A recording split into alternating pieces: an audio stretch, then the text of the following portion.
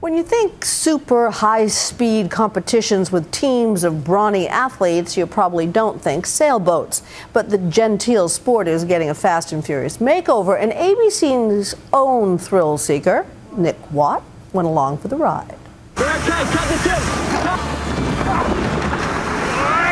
It's sailing, but not as we knew it. A gigantic catamaran in San Francisco Bay sailing too close to the wind.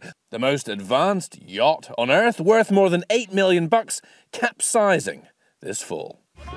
On these boats, that's not even a sail, it's a carbon fibre wing, and the sailors, well, they're gymmed out beefcakes, suited up like football players. The skippers are lured by the big money teams with seven-figure salaries, and they're flying across open water. It's athletes now. It's not guys putting on blazers and sitting on the side with a gin and tonic.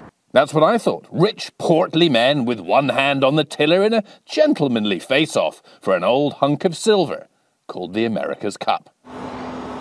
Then I went out as a guest racer on San Francisco Bay with Jimmy Spittle, a no-nonsense Aussie and the youngest ever America's Cup winning skipper. He won it for the US in 2010. Are there sharks in here? Yeah, big ones. These catamarans can fly at nearly 50 miles per hour. It is terrifying.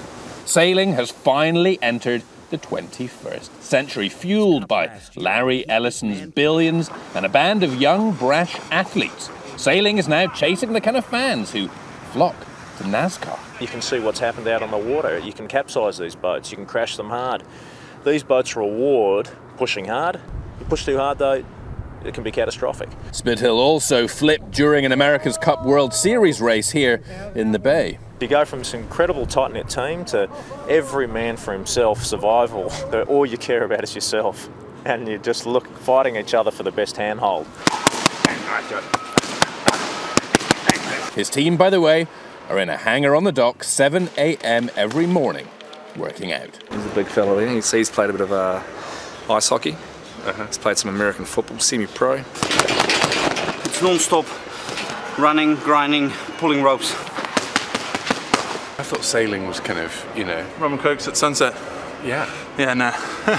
They're sailing twice as fast as those mono-hulled racing yachts of not so long ago. We've strapped heart rate monitors on the guys, and honestly, you look at the results and it looks like a couple of guys having heart attacks. What sort of angle does it become dangerous that you're going to flip over? It depends, came the unreassuring answer, but at least I avoided the fate of another recent guest, Olympian Michael Johnson. There's real risk now, and I think people like that. As an audience, they like to see a little bit of risk.